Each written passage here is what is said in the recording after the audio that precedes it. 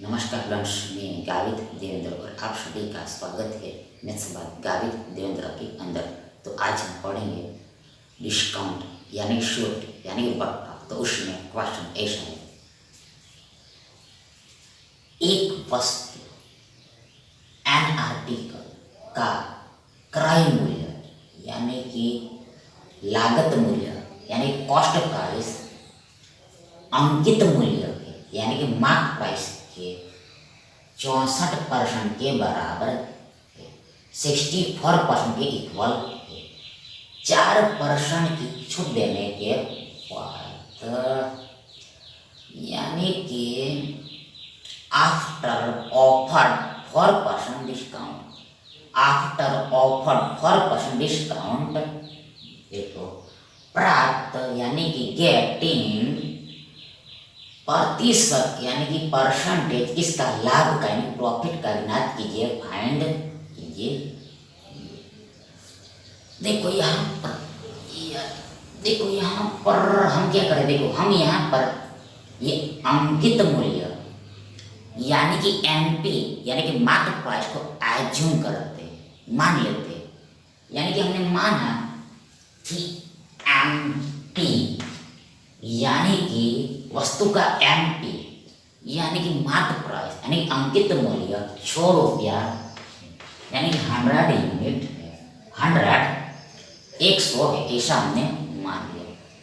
तो आगे सीपी कितना होगा, क्रय मूल्य कितना होगा वस्तु का, कॉस्ट प्राइस कितना होगा। देखो यहाँ पर साफ साफ बोल दिया कि क्रय मूल्य अंकित मूल्य यानी 100 का 64% के बराबर होता है, यानी सीपी 64 होगा, 64 होगा। कैसे होगा, कैसे होगा? तो देखो यहाँ पर देखो सीपी क्या है, सीपी एमपी का मतलब 100 का मतलब गुणा, ओ मतलब मल्टीप्लाई, 100 का यानी एमपी का 64% है, 64% परसेंटेज मतलब 1/100, भाग में 100 लिखना होता है। ध्यान देखो 100 गया यानी कि हमें कितना मिला, 64 मिला, यानी सीपी ऐसे 64 हुआ, 64।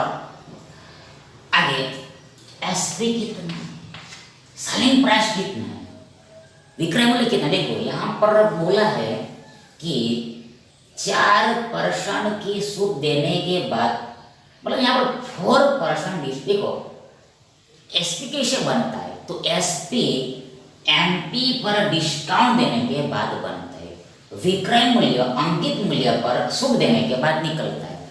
तो यहाँ पर 4% का छूट दिया गया, मतलब छूट किस पर मिलता है, तो हमें छूट मिलता है एमपी पर, मार्क प्राइस। मतलब यहाँ पर हमें 100 का 4% छूट मिला है, 100 का 4% यानी कि एसपी होगा 96, 96 कैसे देखो, तो छूट कितने का होगा, छूट होगा 6 का 4%, 6 का 4 यानी कि 4 मिले, 4 का छूट होगा, 4 रुपये का छूट मिला, तो 4 को हमने घटाया तो 100 - 4 कितना होगा, 96, मतलब वस्तु को बेचा गया है 96 रुपया, 96 रुपये में।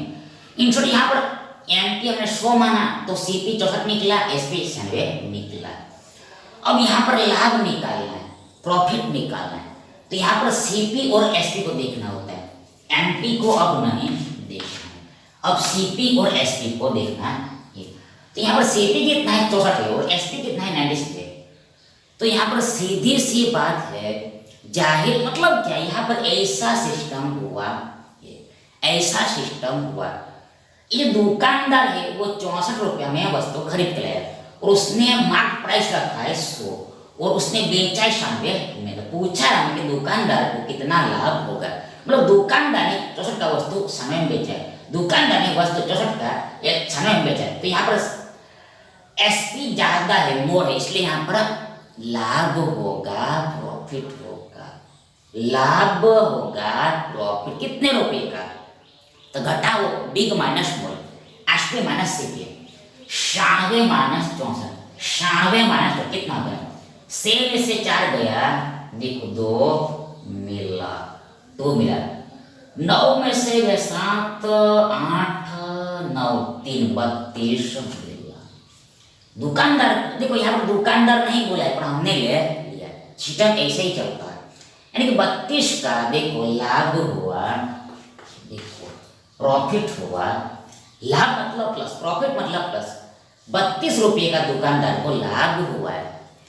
कितना रुपया पर, कितना रुपया मतलब हमें परसेंट में कन्वर्ट करना है, परसेंट में बदलना है।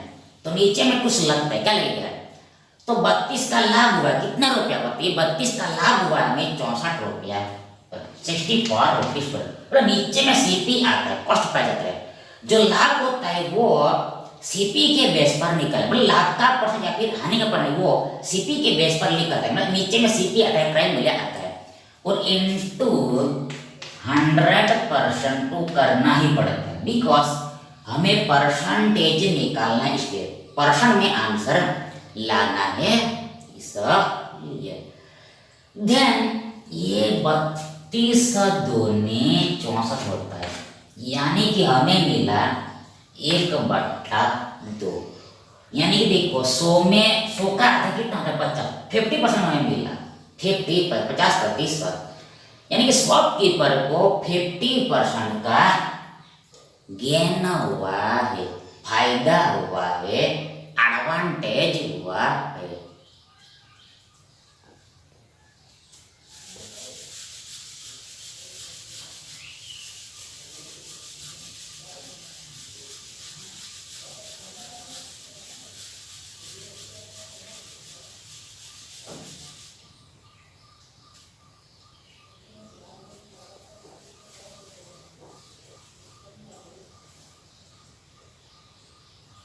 तो नेक्स्ट देखिए, एक फुटकर विक्रय, यानी कि a retailer, that is a retail seller, 44 कलमों के, यानी 44 पेंस के अंकित मूल्य ऑन मार्ट प्राइस 50 कलम 50 पेंस खरीदता है, परचेस करता है, बाय करता है। यदि अगर वह इन कलमों को, यानी कि ही दिस पेंस को अंकित मूल्य पर, यानी कि मार्ट प्राइस पर 1% की छूट पर, यानी कि 1% के डिस्काउंट पर बेचता है, सोल्ड करता है, तो लाभ का परसेंटेज क्या होगा? What will be the percentage of profit? और ये रहा ऑप्शंस। देखो यहाँ पर जो दिया है वही लिखना है, मतलब क्या? यहाँ पर देखो कलम का जगह किया है, देखो कलम का जगह किया है, पेन का जगह किया है। तो देखो यहाँ पर बोला है कि 44 कलमों के अंकित मूल्य, मतलब क्या? 44 MP इक्वल टू हमें दिया है 50 कलम खरीदता है, खरीदना मतलब सीपी, कॉस्ट प्राइस 50 सीपी। ऐसा इक्वेशन, ऐसा समीकरण हमें दिया है, ये फर्स्ट लाइन में, पहली लाइन में। वापस देखो, 44 कलमों के अंकित मूल्य मतलब 44 MP। MP मतलब एक पेन का MP, CP मतलब एक कलम का CP, एक का समझना है, प्रत्येक का, इच का। तो यहाँ पर 50 तो 50 लिया है, 44 तो उधर 44 लिया है, मतलब यहाँ पर इक्वल दिया है। ये देखो देखो देखो, ये इक्वल होगा, ये लाइन का मतलब ऐसा होता है, ऐसा होता है 50 CP बराबर 44 MP। जब इसको हम हल करेंगे तो हमें CP और MP का रेशो मिलेगा, मतलब MP और CP का हमें रेशो मिला जाएगा, तो इसको हल करना पड़ेगा। तो देखो पहले देखो यहाँ पर देखो क्या, तो देखो ये देखो 44 मतलब 22 दूनी 44 होता है, अब 50 मतलब 25 दूनी 50 होता है, तो 2 गया, 2 गया, यानी कि CP बटा MP बराबर हमें मिला 22/25। देखो हमें ये मिला है, ये सीपी बट्टा एमपी बराबर मिला है 22/25, 22/25, यानी कि ये रेशो ही है और कुछ नहीं, ये रेशो ही। देखो ये सीपी इक्वल टू ध्यान एमपी इक्वल टू 25 होगा वहां पर, यानी सीपी यानी 22 है तो एमपी 25 होगा, यानी ये रेशियो ही। नाउ दूसरी बात भी यहाँ पर बोली है, क्या बोली यहाँ पर बोली है कि इन कलमों को दिस पेन को सभी पेन्स को अंकित मूल्य पर 1% के शुल्क पर भेजा जाता है, यानी कि मार्केट प्राइस पर 1% का डिस्काउंट देके बेचा जाता है। तो यहाँ पर ऑल्सो एमपी और इसका एसपी का रेशियो निकले। ये जो लाइन बोला है डिस्काउंट वाला, तो इससे और एक हमें समीकरण मिलेगा। मतलब क्या यहाँ पर हमें एमपी और एसपी का रेशियो मिले, यानी एसपी और एमपी का रेशियो मिलेगा इससे। तो जो एमपी जो होता है यानी कि मार्केट प्राइस जो होता है वो इक्शर कैसा होता है, मतलब हर चीज अपने आप में 100% होती है, हर चीज अपने आप में 100% है। मतलब एमपी खुद कैसा होगा 100% होगा, एमपी इज दी 100%, एमपी बराबर 100% होगा।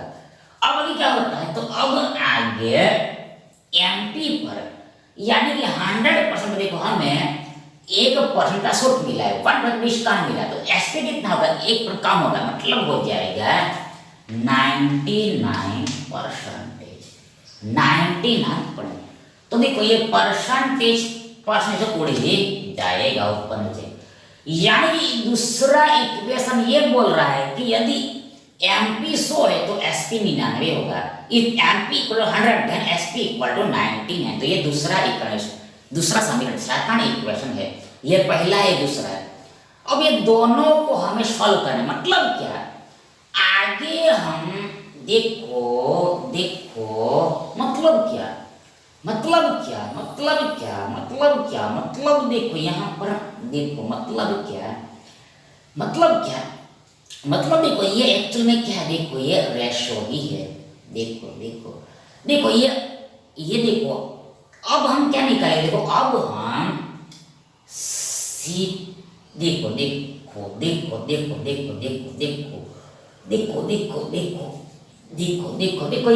देखो अनुपात में देखो ये जो आता है वो अनुपात वाले चैप्टर में आता है, रेशो वाले चैप्टर में आता है। मतलब क्या यहां पर देखो हम ये सीपी और एमपी का रेशो दिया है, और आगे मतलब देखो हम ऐसे लिखेंगे रेशो में, तब आपको ज्यादा अच्छे समझ में आएगा, बेटर समझ में आएगा। देखो ये क्या है एक्चुअल में सीपी रेशो एमपी, और ये क्या है एमपी रेशियो एसपी। देखो सीपी रेशियो एमपी है, एमपी रेशियो एसपी, मतलब जहां पर एन हुआ वहां से शुरू हुआ है। देखो जहां पर एन एमपी पर एन एमपी से शुरू, और हमें निकालना है अब सीपी और एसपी का रेशियो, सीपी और एसपी का रेशियो, सीपी और एसपी। देखो हमें सीपी और एमपी का रेशियो दिया है, आगे यहां से शुरू वापस एमपी और एसपी का रेशियो दिया है। तो ये डायरेक्ट निकालने का तरीका होता है क्या, यदि हमें फर्स्ट और लास्ट का रेशियो निकालना, मतलब सीपी और एसपी का रेशियो निकालना हो, तो देखो उसके लिए सीधा सीधा गुणा कर देना होता है, सीधा सीधा मल्टीप्लाई कर देना, डायरेक्ट मल्टीप्लाई कर देना। मतलब क्या सीधा सीधा गुणा करना है, लेफ्ट का गुणा लेफ्ट में, राइट का गुणा राइट में। ध्यान देखो इधर देखो लेफ्ट में देखो हम देखो ये लिख लेते हैं। देखो सीपी बट्टा एमपी गुणा एमपी बट्टा एसपी इक्वल टू इधर होगा 22/25 गुणा 100/99, ऐसा मिलेगा। सीपी बट्टा एमपी गुणा एमपी बट्टा एसपी, लेफ्ट का लेफ्ट में गुणा राइट का राइट में गुणा 22/25 गुणा 100/99। ध्यान देखो ये एमपी ऊपर नीचे कैंसल हो गया, यानी कि देखो ये हमें सीपी बटा एसपी यानी कि सीपी और एसपी का रेशियो मिलेगा। सीपी बटा एसपी यानी कि हमें सीपी और एसपी का रेशियो मिलेगा। एमपी कैंसिल हो जाता है, एमपी हमने उड़ा दिया, एमपी को हम काट सकते हैं ऊपर नीचे। अब इधर कैंसिलेशन करना पड़ेगा।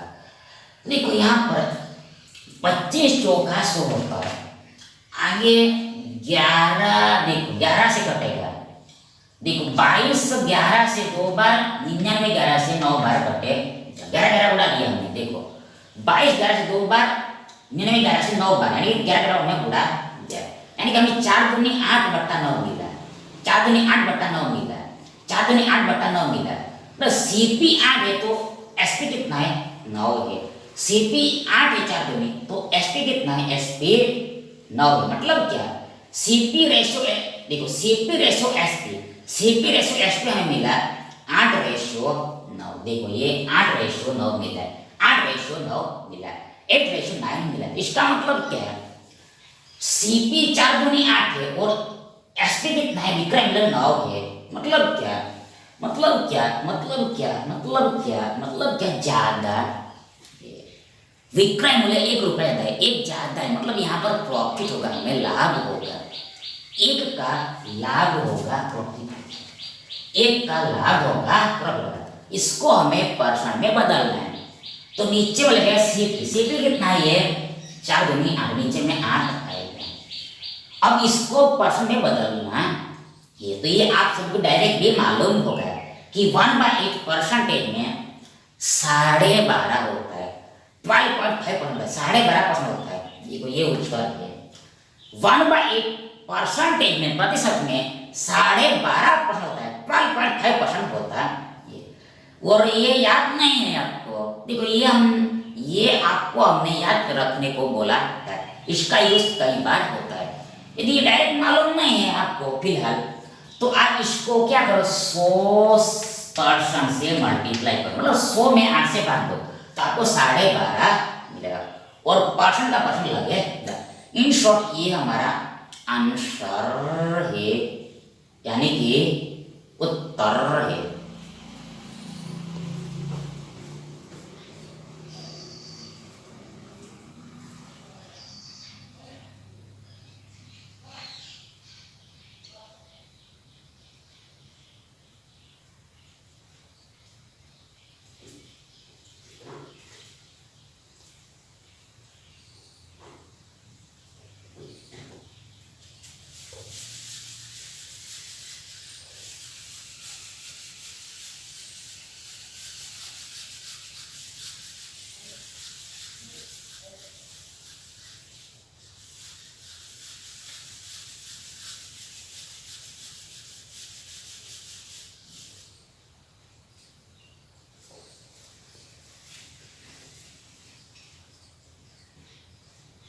नेक्स्ट देखिए, अगला देखिए,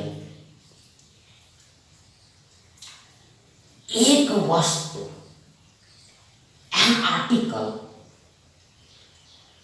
लागत मूल्य से, यानी कि क्रय मूल्य से, यानी कॉस्ट प्राइस से 8% 1% अधिक अंकित की जाती है, 8% मोर फिक्स जाती है, मोर मार्क की जाती है अंकित मूल्य पर, और मार्क प्राइस 2/3 x%, 2/3 x% की छूट दी जाती है, इतना परसेंट डिस्काउंट दिया जाता है। यदि अगर लाभ यानी प्रॉफिट यानी गेन, लागत मूल्य यानी सीपी का 4%, हालांकि ये बोलने का जरूरत नहीं, ये नहीं बोल कभी, मतलब क्या, जो लाभ होता है वो लागत का ही होता है, ये नहीं बोला तभी लागत का ही रहता है, 4% है। और एक्स्ट्रा मान, एक्स्ट्रा वैल्यू, एक्स्ट्रा प्राइस 25 और 50 के बीच है, यानी कि देखो दी वैल्यू ऑफ एक्स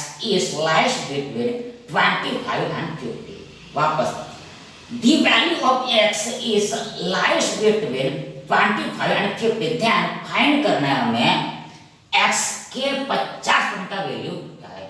ध्यान, find the value of 50% of x, 50% of x का 50% का वैल्यू निकालना है, x का 50% का वैल्यू निकालना। 50% मतलब आधा है, 50% मतलब आधा है, यानी x का हमें हाफ निकालना है, हाफ कर आधा निकालना है, x निकालना, x का आधा निकालना, हाफ करना, वो हमारा उत्तर होगा, जवाब होगा। कैसे सॉल्व होगा। तो यहाँ पर जो सिस्टम हो रहा है वो लिखना पड़ेगा, सिस्टम चल रहा है वो लिखना पड़ेगा। तो पहले देखो यहाँ पर पहले क्या है, वस्तु यानी कि वस्तु का लागत मूल्य सीपी कॉस्ट प्राइस, सीपी है कॉस्ट प्राइस। आगे क्या होता है देखो, ये हमने कल डिटेल में बता दिया, इसलिए हम आज डिटेल में बताएंगे। ये बहुत डिटेल में कल बताया, इसलिए आज हम बताएंगे। आज थोड़ा हम शॉर्ट में ही बताएंगे। देखो पहले यहाँ पर सीपीआई है, क्रय मूल्य है, मतलब क्या, दुकानदार वस्तु को एनी कीमत पर खरीद के लाया हुआ, मतलब उसको क्या बोलते हैं, सीपी बोलते हैं, कॉस्ट प्राइस, क्रय मूल्य बोलते हैं। यानी ये सीपी हो गया कॉस्ट प्राइस यानी क्रय मूल्य हो गया।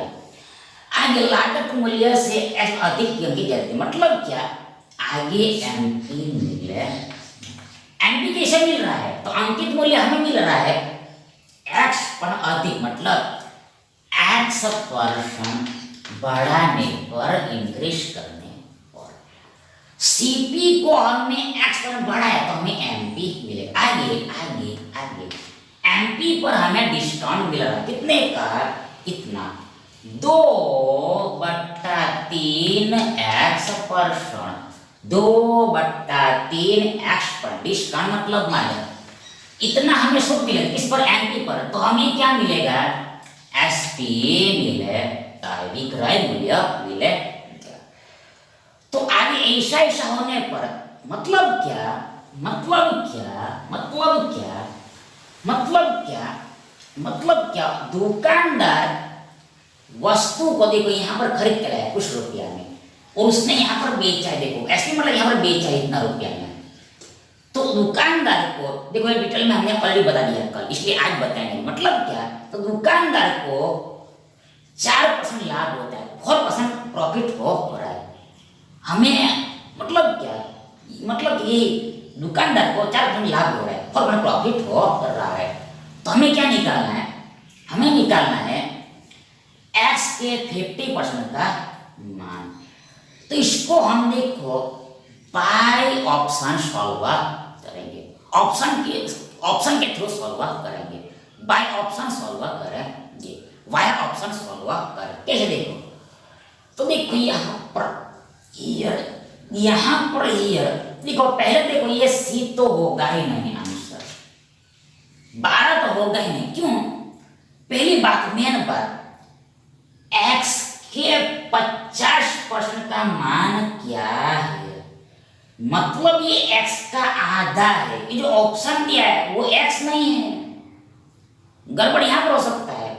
ये जो ऑप्शन दिया है ये x नहीं है कोई, ये x का आधा है, हाफ है, x का आधा है, हाफ है।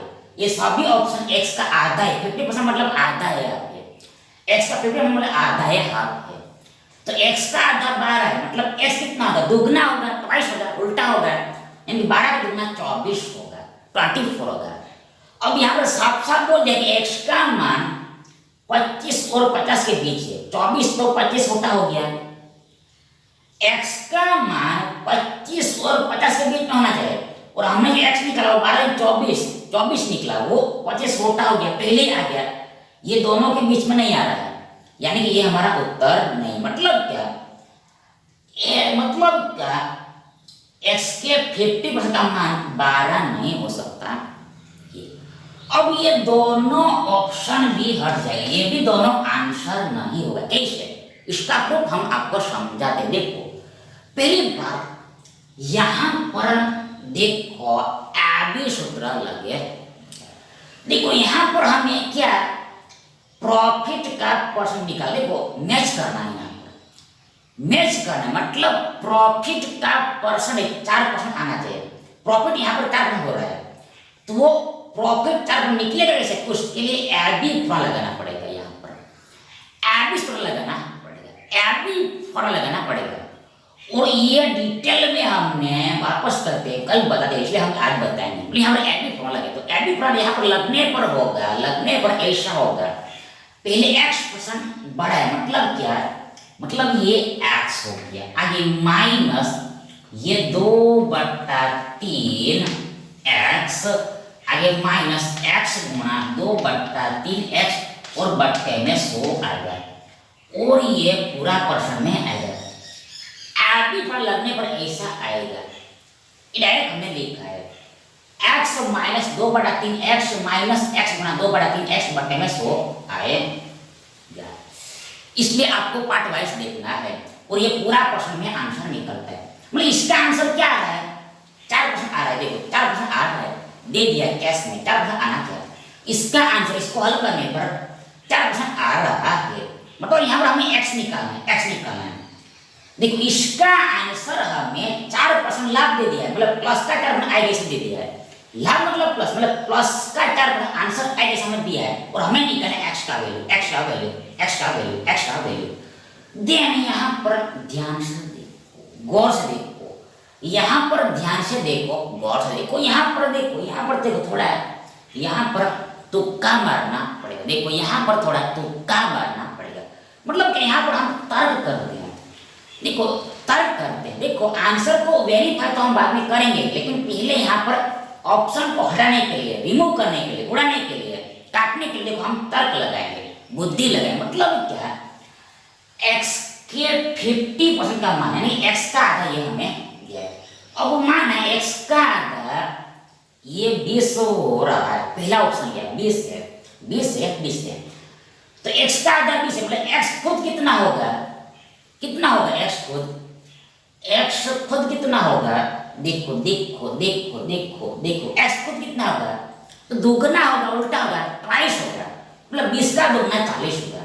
x कितना होगा 40 होगा, 40 होगा, 40 होगा, 40 होगा। इस हिसाब से x कितना होगा 40 होगा। तो अब हमें आगे मालूम है कि ये पूरे को हल करने पर प्लस का 4% आएगा। लाभ मतलब प्लस, प्लस का 4% आएगा, प्लस का 4% आएगा, 4 आएगा। मतलब 4 कैसा है, एक इंटीजर है, पूर्णांक है। 4 एक इंटीजर है, पूर्णांक है, यानी कि इस देखो, यानी कि देखो इसको हल करने पर हमें इंटीजर मिलना चाहिए, इसको हल करने पर हमें पूर्णांक मिलना चाहिए। तो यहाँ पर ज्यादा संभावना है, मोस्ट प्रोबेबिलिटी है, मोस्ट प्रोबेबिलिटी है कि ये x का वैल्यू 3 से कटेगा ही, कटना चाहिए, इसका संभावना ज्यादा है। x का वैल्यू 3 से कटे ऐसा संभावना ज्यादा है, इसका प्रोबेबिलिटी ज्यादा होगा। बिकॉज तभी यहाँ पर देखो, यहाँ का संख्या मतलब x का वैल्यू 3 से कटेगा तभी ये इंटीजर में निकलने का चांस ज्यादा रहता है। देखो यदि x 3 से कटता है, यानी कि यहाँ पर संख्या 3 से कटेगा, तभी इसका आंसर इंटीजर में 4 निकलने का संभावना ज्यादा रहता है, प्रोबेबिलिटी ज्यादा रहता है, मोर रहता है, यानी यहाँ पर तुक्का लगाया है। हालांकि यहाँ पर देखो दशमलव में आंसर है, मतलब ना कटे 3 से तो अभी ये इंटीजर निकल सकता है, इससे कोई गारंटी नहीं। लेकिन ये हमने केवल ओनली तुक्का मारा है। मतलब क्या, हमने माना कि इसका आंसर इंटीजर है, तो यहाँ पर ये संख्या यानी x 3 से कटना चाहिए, तभी इसका आंसर इंटीजर में निकल सकता है, मतलब 4 आ सकता है, इंटीजर में आ सकता है। यानी x क्या है यहाँ पर 40 है, अब 40 3 से कटता नहीं है, 40 3 से कटता नहीं है। मतलब क्या, मतलब क्या x 40 हो नहीं सकता, मतलब x का आधा यानी 40 का आधा 20 नहीं हो सकता, ये आंसर नहीं हो सकता। तो ऐसा हमने इसको हटा दिया, इसको हमने हटा दिया। सेम 16 के लिए हमने किया है, x का आधा 16 माना, तो x कितना होगा 16 में 32 होगा। अब 32 भी 3 से नहीं कट रहा है, मतलब क्या, इसको भी सेम प्रोसेस जो हमने समझा वैसे इसको भी हमने उड़ा दिया है। यहाँ पर 3 से कटेगा नहीं, तो इसका आंसर इंटीजर में आने का चांस बहुत कम होता है, इसलिए देखो इसको हमने उड़ा दिया। तो बचा कौन अकेला, ये 15।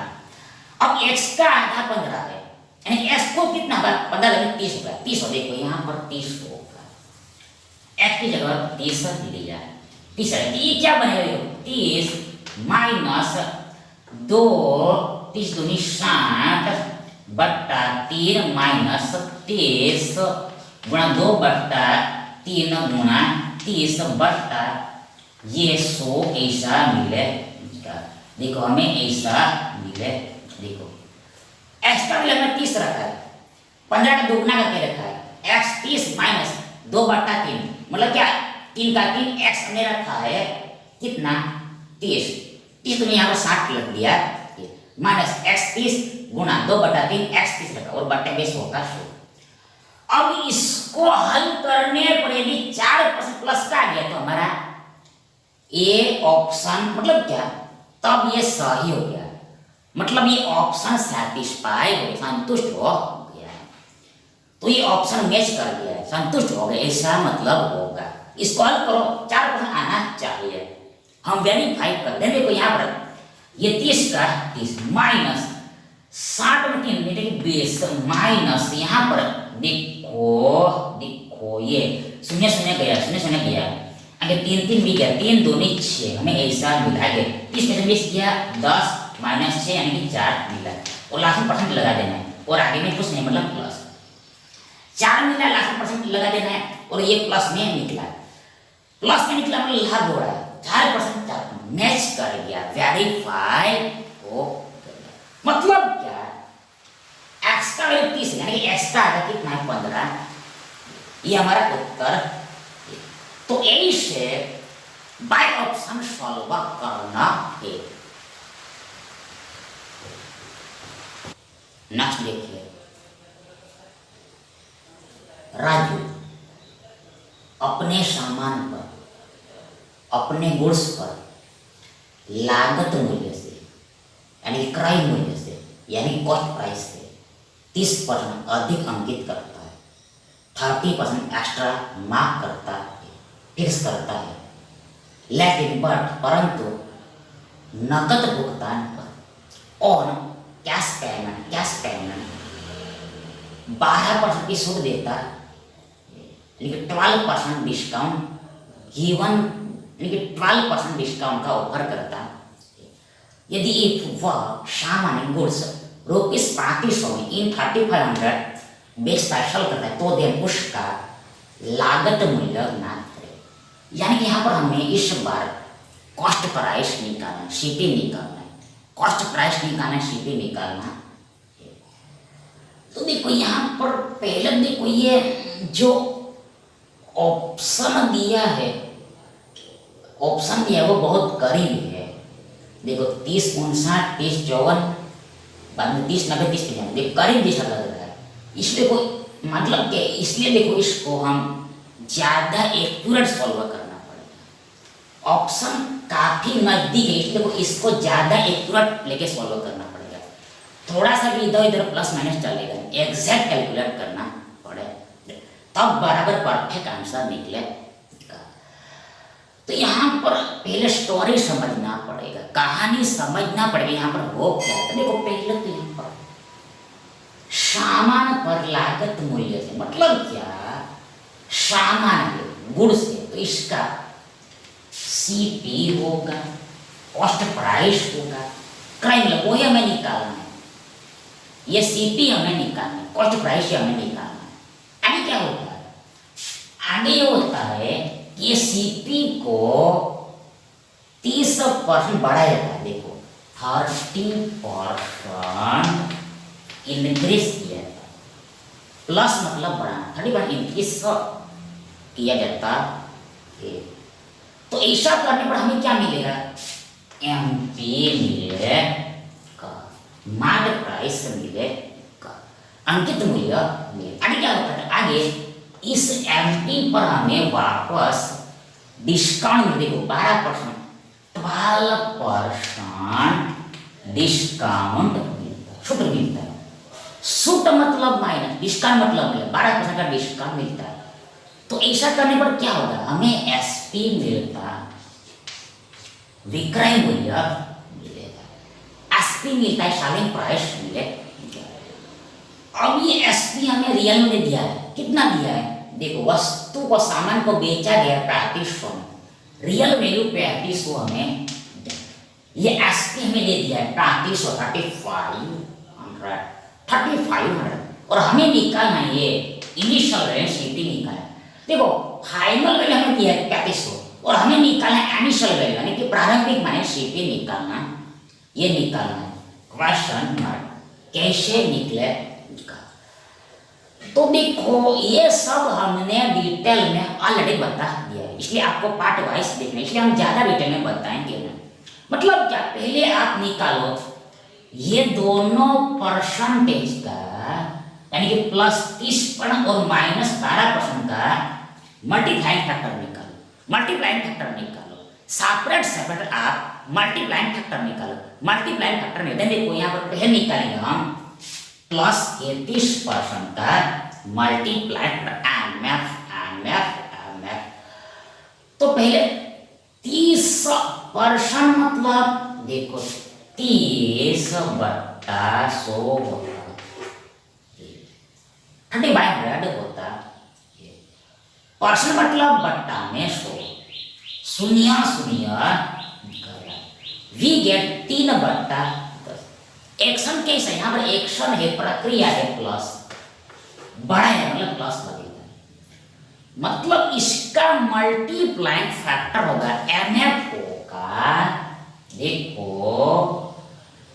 13/, ये मल्टीप्लाइंग फैक्टर हो गया। नीचे वाले को रखो आप ऐसे 10 का ऐसा आएगा। अब एक्शन करके ऊपर में लिखना है, एक्शन करके एल्बम में राइट करना है। देखो 10 + 3 13 आ गया, 10 + 3 13 आ गया, यानी कि +30% का मल्टीप्लाइड एमएफ होता है 13/10, 13/10। नाउ सिमिलरली हम निकालेंगे -12% का मल्टीप्लाइंग फैक्टर। तो पहले 12% को आप भिन्न में बदलो, फ्रैक्शन में चेंज कर दें। देखो ये होता है 12/100, 12% मतलब 12/100। देन 100 मतलब 25 चौका 100, 12 मतलब 4 तिया 4 गया, 4 गया, यानी वी गेट 3/25। 12% का भिन्न मान होता है 3/25। अब हमें तो लिखना है मल्टीप्लाइंग फैक्टर। तो यहाँ पर एक्शन कौन सा, एक्शन यहाँ पर माइनस का है, माइनस घटाना ये।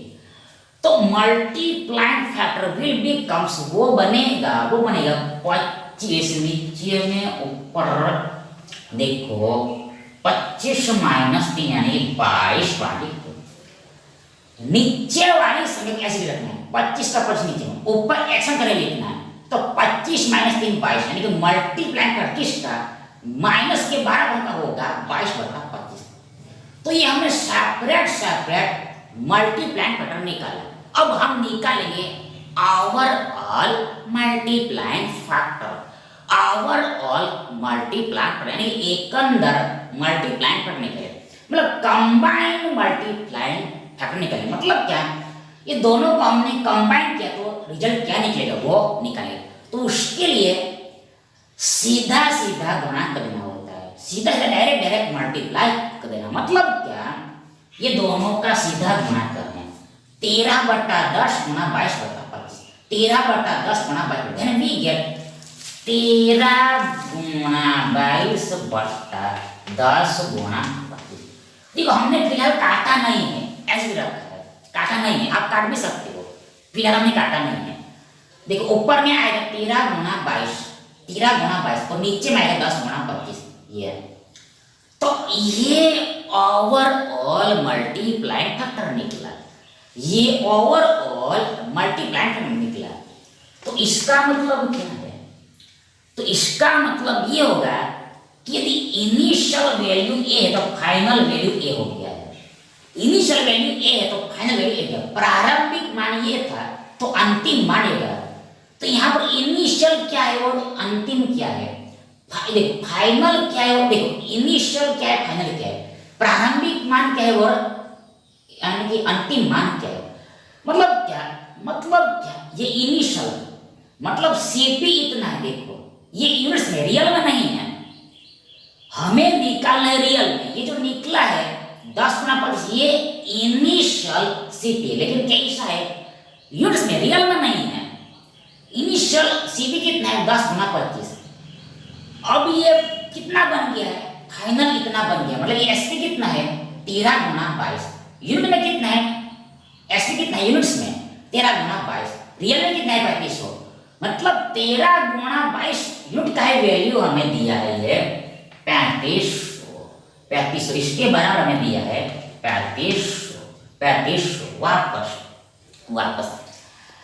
इनिशियल वैल्यू ये था, फाइनल वैल्यू ये बन गया। मतलब क्या, इनिशियल मतलब ये सीपी, फाइनल मतलब ये एसपी। मतलब यदि सीपी इतना है तो एसपी इसमें इतना है, जबकि रियल में हमें एसपी पता है। तो 13 गुणा 22 का वैल्यू हमें 35 दिया है ना, हमें निकालना है सीपी मतलब 10 गुणा 25 का रियल वैल्यू निकालना है। 10 गुणा 25 का हमें रियल मान निकालना, वो हमारा उत्तर है जवाब, मतलब वो एक्चुअल सीपी होगा रियल में इन द रियल। कैसे निकलेगा, तो यहाँ पर हमें दिया है कि 13 गुणा 22 बराबर 35 हो, तो हमें निकालना है 10 गुणा 25 बराबर क्या होगा। इस यहाँ पर सिस्टम है, if 30 into 20 equal to 35 then 10 into 25 equal to what, यहाँ का वैल्यू क्या है वो निकालें। कैसे निकले, देखो यहाँ का वैल्यू निकलता है ये 3500 गुणा 10 गुणा 22 बट्टा ये 13 गुणा 22 करने पर।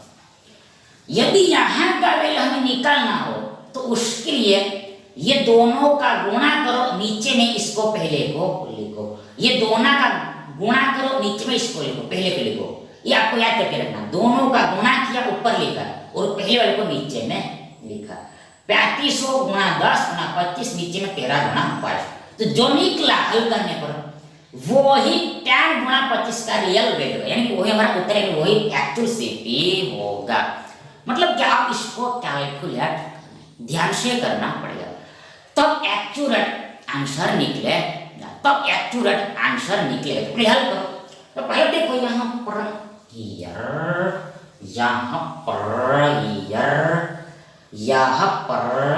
ईयर देखो देखो देखो देखो देखो देखो देखो 22 देखो 2 से देखो 11 से कटेगा, देखो देखो 22 और देखो 11 से कटेगा, देखो देखो देखो देखो देखो यहाँ पर उड़ेगा 10 और 22 उड़ेगा, 10 और 22 उड़ेगा, मतलब 2 कटेगा, 10 में भी 2 आता है, 22 में देता है, मतलब 22 2 से कटेगा 11 12 में, और 10 कटेगा कितने से 5 2 देखो 22 2 से कटेगा 11 12 में, और 10 2 से कटेगा 5 बार में, ऊपर 5 में नीचे 11 आएगा, दो को हमने उड़ा दिया। 22 2 से कटा है 11 बार में, 10 2 से कटा है 5 बार में, ऊपर 5 नीचे 11, ये हमने डायरेक्ट लिखा। अब क्या, अब तो देखो यहाँ पर ऊपर नीचे कुछ भी कट नहीं रहा है, इसलिए देखो यहाँ पर पूरा ऊपर वाले गुणा करो, नीचे वाले पूरा गुणा, और सिंपल नॉर्मल तरीके से हमें भाग ही देना पड़ेगा, डिवाइड करना पड़ेगा, बिकॉज यहाँ पर कुछ भी अब कटेगा नहीं, कुछ भी कट नहीं रहा है। क्यों, देखो तो देखो 13 भी प्राइम नंबर है, 11 भी प्राइम नंबर है, अब भाई संख्या दोनों, इसलिए कुछ भी यहाँ पर कट नहीं रहा है, तो यहाँ पर सिंपल ही हल करना पड़ेगा। तो पहले देखो यहाँ पर ऊपर में ये 25 5 एक, देखो थोड़ा यहाँ पर मिटाना पड़ेगा, मतलब क्या, इसको हम क्या लेते हैं, इसको हम क्या लेते हैं, देखो यहाँ इसको हल करने पर जो निकलेगा वही सीपी होगा, वही हमारा उत्तर होगा, या पहले से देख लो। इसको हम फिलहाल मिटा देंगे, इसको हम मिटाएंगे, इसका इस्तेमाल नहीं है, अब इसका कोई जरूरत नहीं है, आगे इसका भी कोई जरूरत नहीं, यहाँ से आंसर निकलने वाला है, इसको हम मिटाते हैं।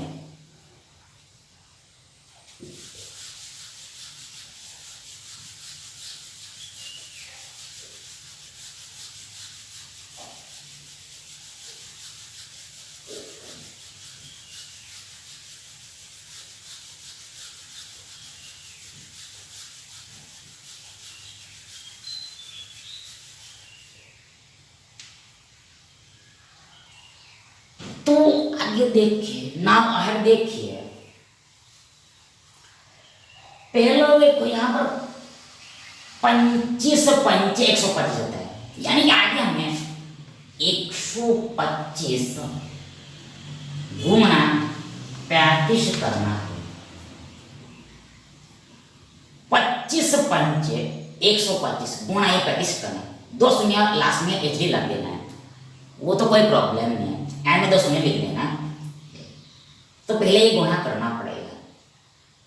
तो देखो पहले देखो देखो देखो देखो देखो देखो देखो देखो 125 पंजे कितना होता है?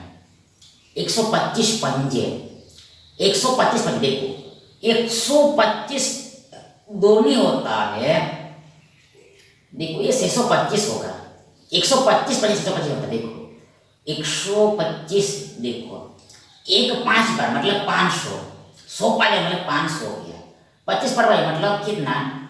100 और 125 में 625, 125 पंजे 625 होता है।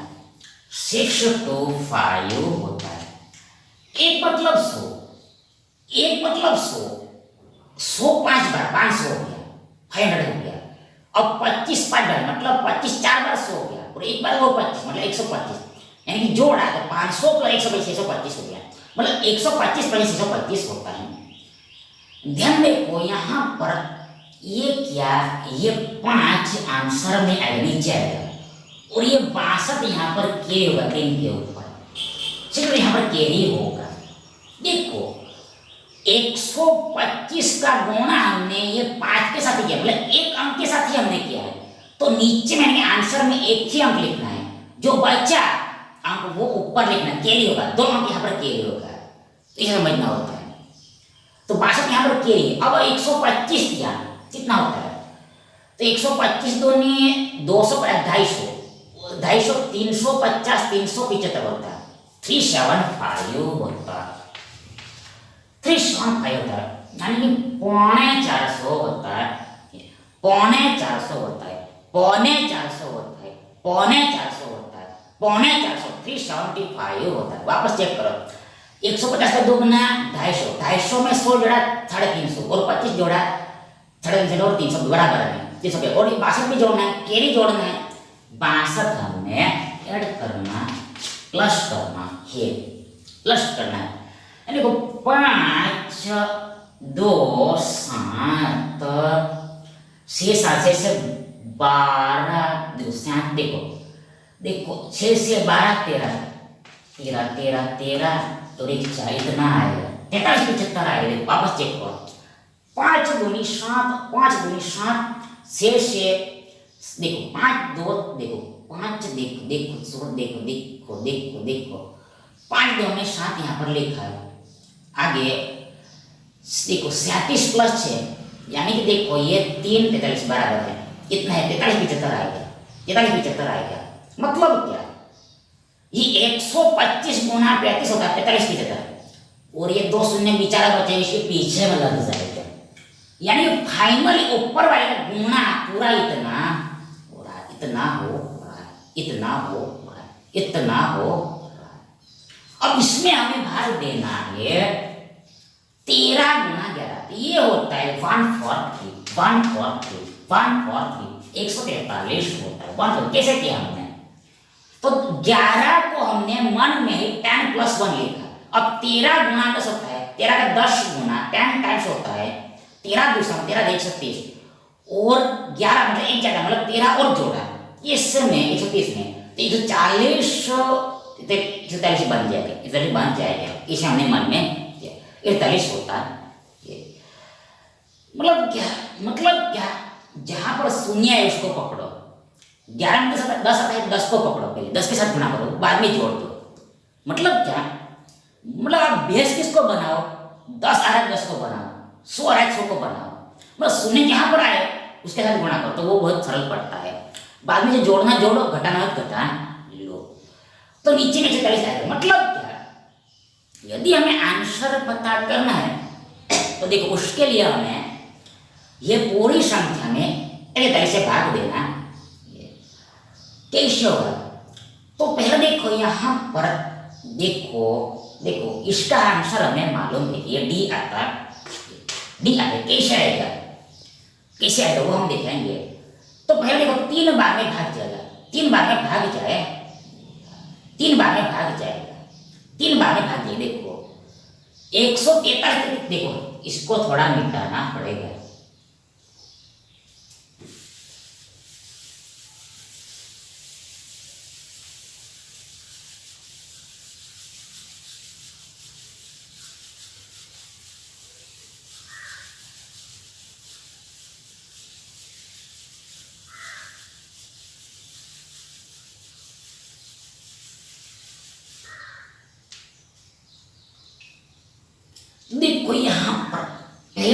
बार में भाग जाएगा। मतलब 143 यहाँ कितना होता है? 143 गुणा 3। कैसे करोगे आप? देखो ज्यादा से ज्यादा मन में ही करना है, माइंड में ही करना है, तब आपका कैलकुलेशन बढ़ेगा, कैलकुलेशन तेज होगा, स्पीडी होगा। ध्यान देखो यहाँ पर एक मतलब क्या? 100 है। मतलब क्या? ये एक का वैल्यू देखना है तो क्या करो, बाद में जितना है उसको शून्य बढ़ाओ। तो 1 शून्य 2 शून्य, मतलब ये 100 है, 100 है। यानी कि 100 का गुणा 3 नहीं करना, ये 300 होगा, 300 होगा। प्लस हो जाएगा, प्लस 4 मतलब कैसे? बाद वाले अंक को शून्य देखो तो 40, 4 का वैल्यू 40 है, 4 का वैल्यू 40, 40 3 बार, 3 गुना 4 2 8 का क्या? 120, 120 प्लस 3 का 3 ही रहेगा, आई कोई शून्य नहीं है, 3 3 9, जोड़ा जो निकला वो ही 143 गुणा 3 के बराबर होगा। तो देखो ये 9 9 2 और 429, 49, 9 2 3 और 1 4, 49 मिला, 49 मिला। देखो बराबर है, 3 बार नहीं जाएगा, 4 बार में नहीं जाएगा, 3 बार नहीं जाएगा, 3 बार नहीं जाएगा, 49। यानी 436 में से अब हमें 429 को माइनस करना है, 29 को माइनस कर देन वी गेट 30, 1 7 मतलब 8 हमें मिला। हाँ देखो ये नन्हे बच्चों की तरह कैलकुलेट करना पड़ेगा आंसर लाने के लिए, तो 8 आएगा। अब ये 5 नीचे आएगा, यानी कि हमारे पास 85 है, लेकिन बट 85 में 143 से भाग जाएगा नहीं, डिवाइड होगा नहीं, छोटा संख्या है, इसलिए क्या करना होगा? इसलिए भागफल में शून्य रखना होता है, भागफल में शून्य रखना होता है। देखो शून्य है। अब आगे देखो ये शून्य नीचे में उतरेगा, यानी कि नाउ वी हैव 850, 850। अब 850 में 143 से भाग देना है, कितनी बार में जाएगा? तो देखो ये 5 बार में जाएगा। देखो करके देखो, 143 गुणा 5, 143 गुणा 5, एक मतलब 100 का 5 गुना 500, आगे 4 में 40, 40 का 5 गुना 4 पंजे 20, 200, 40 पंजे 200, 4 पंजे 20, 200 बराबर 200, 200, 200, 3 पंजे 15, 15, यानी 715 मिला, 715, 715, 715, 715 माइनस कर बताओ। देखो 850, देखो देखो यहाँ पर कैसे घटाओगे? देखो नन्हे बच्चों की तरह आप यहाँ पर मत घटाओ, यहाँ पर डायरेक्ट घटाओ। देखो मतलब कैसे घटाओगे? तो देखो कैसे घटाओ, देखो देखो पहले देखो 8 में से 7 गया, मतलब क्या 50 में 15 गया, 50 में 15 घटाया तो हमें हर में बचेगा we have remains, we have left 50 में 15, 15 में 35, 35 और 8 में से गया 135 मिलेगा, 135 मिलेगा, 135 मिलेगा, 135 मिलेगा, इतना बचे। अब ये लास्ट वाला शून्य वापस नीचे में आए, यानी कि अब हमें वापस 1350 में इस तरह से भाग देना है, 1350 में हमें इस तरह से भाग देना है, कितनी बार में जाएगा?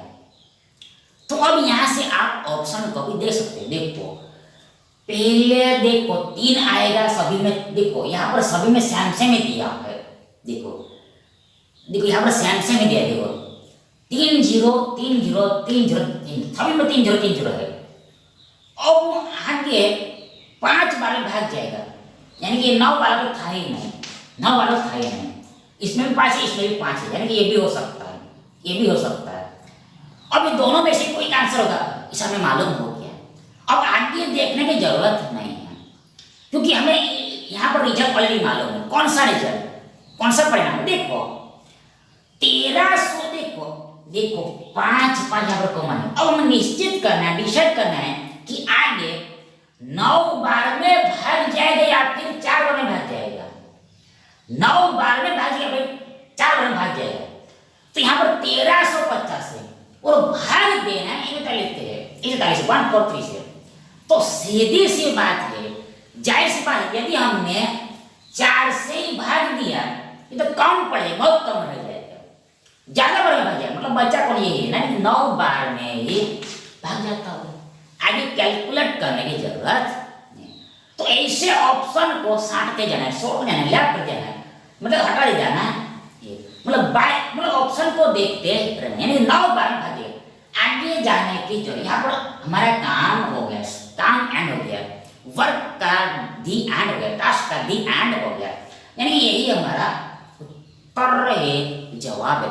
यानी फाइनली इस संख्या में मतलब कौन सा संख्या है, देखो ये कितना है, तो देखो ये कितना है, देखो ये कितना है, 4,47,500, देखो 4,47,500 में इस तरह से भाग देने पर ये ही आएगा, यानी सीपी है, यानी ये सही, डी सही, डी सही।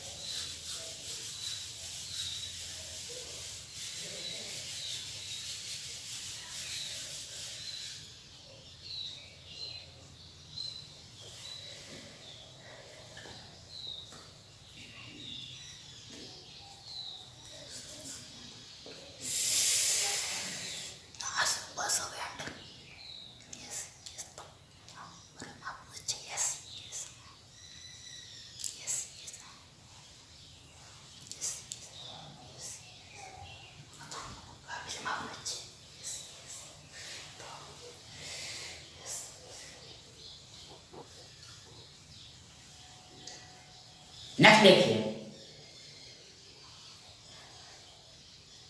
एक वस्तु an article rupees 2400 in rupees 2400 खरीदी गई, परचेस किया गया, बाय किया गया। आगे इसकी कीमत यानी कि इसकी कीमत यानी कि इंग्लिश में रहने दो, कीमत यानी प्राइस वैल्यू 15% अधिक अंकित की, 15% इंक्रीज किया, अधिक करना मतलब इंक्रीज करना, इंक्रीज करके 15 में इंक्रीज करके अंकित किया मतलब फिक्स किया गया, मार्क किया गया।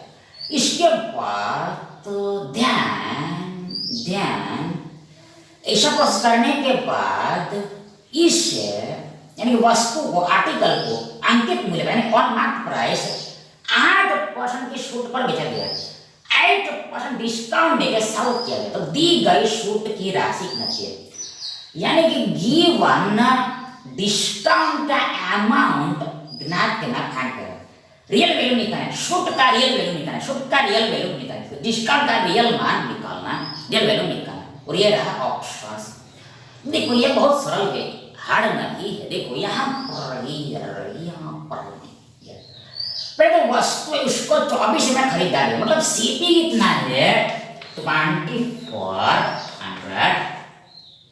CP 2400, CP 2400। आगे क्या होता है, आज ये सीपी बराबर 2400 पर देखो मतलब क्या पर नहीं, सीपी को यानी कॉस्ट का यानी 2400 को देखो यहाँ पर 15% बढ़ाया गया, सी को 15% बढ़ाया, फिर मैंने एक्स्ट्रा किया गया है।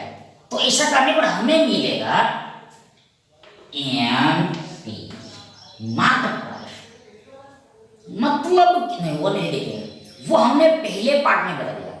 ये जो डिस्काउंट चल रहा है इसका पहले पार्ट में हमने डिटेल में बताया, इसलिए हम यहाँ पर बताएंगे, ज्यादा लंबा करेंगे नहीं, मतलब आगे हमें यहाँ पर एमपी मिलेगा। कैसे मिलेगा, तो 2400 का आप 15% निकालो और इसमें जोड़ो तो वो एमपी का मार्क प्राइस होगा। पर पहले निकालो आप 2400 का 15%, देखो ये कितना का, देखो परसेंटेज से दोस्त हम डायरेक्ट करेंगे, देखो परसेंटेज दोस्त ने कर दिया, वही मतलब बट्टा में 100 ऊपर नीचे गया, यानी 15 गुना 24 करना है, कितना होगा, तो देखो 15 गुना 24 यानी देखो ये 15 दूने देखो 30 मतलब 300 हो गया। देखो मन में ही कर, देखो ये आपको समझाने के लिए हम थोड़ा लिख रहे हैं। आगे देखो हमने एक्चुअल में मन में क्या एज्यूम किया, तो हमने मन में एक्चुअल में एज्यूम किया है कि मतलब 24 को हमने मन में ही 20 + 4 लिखा है। 24 को हमने मन में 20 + 4 लिखा है और 15 गुणा किया हमने 20 के साथ पहले, तो 300 मिलेगा और बाद में 15 4 के साथ गुणा करो, जोड़ देंगे। 15 गुणा 2 यानी 15 गुणा 20 मतलब 30 300 होगा। 15 गुणा 4 कितना होगा? 15 चौक 60 होगा, यानी कि हमें 360 मिलेगा। यानी ये सीपी को 360 बढ़ाया गया है, इनक्रीज किया गया है। तो एमपी कितना होगा? तो वापस 2400 में 360 को जोड़ना पड़ेगा, ऐड करना पड़ेगा। तो ये 24 मतलब 2400, 3 मतलब 300 जोड़ा 27 हो गया और 2760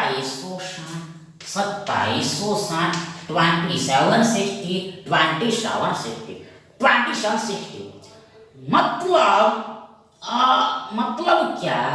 मतलब क्या एमपी इतना रखा ये।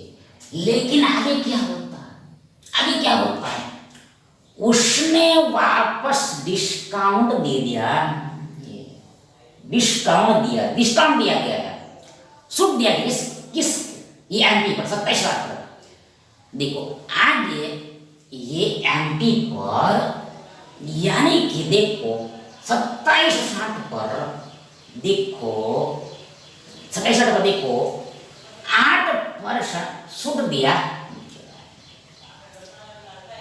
तो देखो मतलब क्या इसके अंकित मूल्य पर 8 की सूद पर ब्याज डाले और दी गई सूद की राशि नहीं, मतलब यहाँ पर देखो कुछ भी नहीं करना है, इसमें तो कुछ भी नहीं करना है, इसमें कुछ भी नहीं करना है। देखो एमपी में 2760 मिला, अब हमें क्या पूछा है? हमें सूद का रियल मान निकालना है। तो हमें सूद मिला है परसेंटेज में, इन परसेंटेज 8% का सूद मिला है, 8% मिला है। यानी कि हमें देखो डायरेक्ट 2760 का 8% का वैल्यू पूछा है, बस ये हमारा उत्तर होगा। इसमें कुछ ज्यादा करने की जरूरत नहीं, इसमें कुछ आगे नहीं पूछा है। 2760 का हमें 8% निकालने को बोला है, 2760 का हमें 8 निकाल, वो हमारा उत्तर है, वो डिस्काउंट का वैल्यू होगा, डिस्काउंट का प्राइस होगा। हल करो, परसेंट मतलब बट्टा में डिवाइड में, अब शून्य गया। अब ध्यान से देखो नीचे में 10 बचा है, 10 बचा है, तो इसका मीनिंग क्या? तो इसका मीनिंग ये होगा कि देखो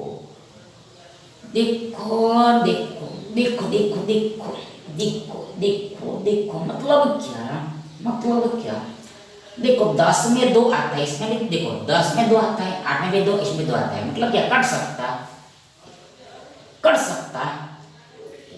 देखो यहाँ पर हम डायरेक्ट आपको आंसर बताना चाह रहे थे, इसमें हम आपको डायरेक्ट आंसर बताना चाह रहे हैं। मतलब हमने प्रिपेयर कैसे किया था? हमने ऐसे प्रिपेयर किया था, हमने ऐसे कैलकुलेट किया था। देखिए कैसे? तो पहले हमने शून्य को उड़ाया, अब नीचे में 10 बचा है, मतलब क्या 276 का 8 के साथ गुणा करो, जो आया उसको 10 से भाग दो, 2 से 8 के साथ गुणा करो, 2 से मल्टीप्लाई 8 करो, जो आंसर है उसमें 10 से भाग देना है। तो हमने क्या किया था? हमने पूरा गुणा तो किया नहीं, ऊपर में केवल यूनिट डिजिट का ही गुणा किया, मतलब केवल हमने इकाई का अंक ही निकाला, यूनिट डिजिट निकाला। तो कितना मिलेगा? वो 8 छाम के 48 होता है, मतलब एंड में 8 आएगा। ये गुणा हमें मालूम नहीं, लेकिन एंड में 8 ही आएगा कन्फर्म। अब हमने क्या किया? इस वाली संख्या में 10 से भाग देना है, मतलब एक अंक के बाद दशम लगेगा, और एंड में 8 है तो 8 के बाद इधर दशमलव लगेगा।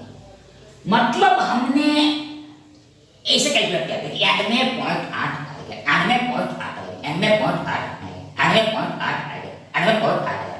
आए तो हमने ऑप्शन में देखा एंड में 0.8 आएगा, 0.5 है, ये नहीं, खत्म हो गया इसका। देखो ये एंड में इसका कोई वैल्यू नहीं है, लिखो ना लिखो कोई फर्क नहीं पड़ता, ये ऐसे दिया 0.5 नहीं है, 0.5 नहीं है, 0.3 नहीं है, अकेला है। देखो पॉइंट, देखो यहाँ पर पॉइंट है,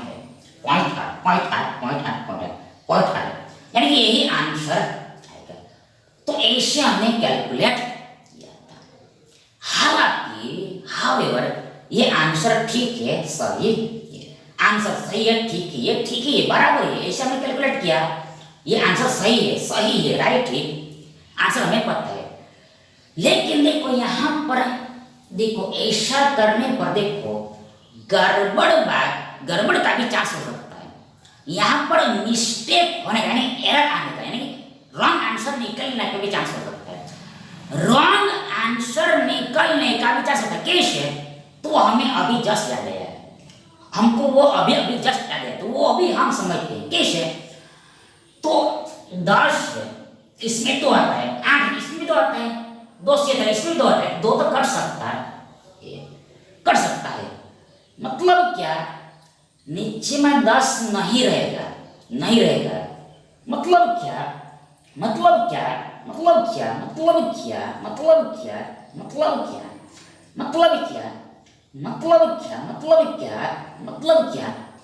क्या नीचे में 10 देखो मतलब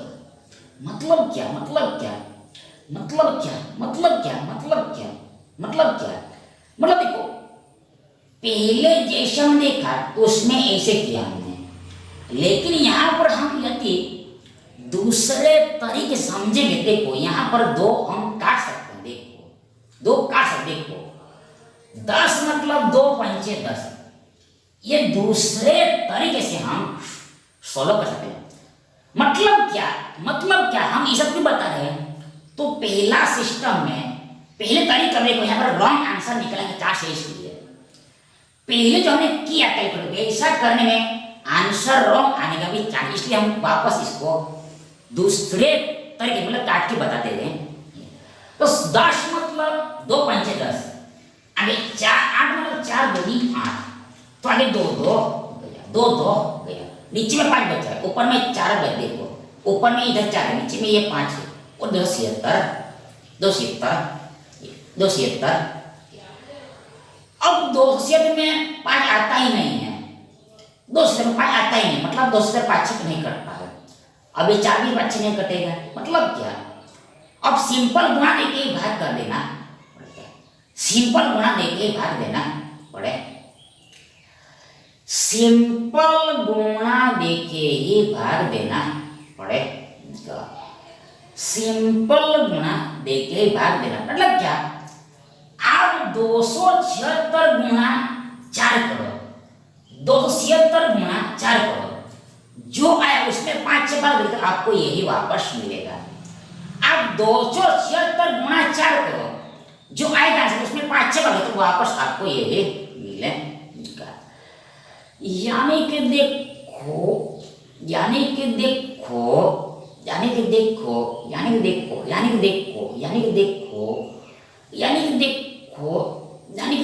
यहाँ पर कहना ही है कि देखो जो पहला तरीका है डायरेक्ट हमने पॉइंट रखा, उसमें मिस्टेक होने का चांस है, बस इतना सही कहना। मतलब ये स्ट्रॉन्ग तरीका है, ये स्ट्रॉन्ग, इसमें कुछ भी गड़बड़ होने का चांस नहीं, यानी कि शुद्ध इतना है, ए राइट है, ए ऑप्शन राइट है। Thank you.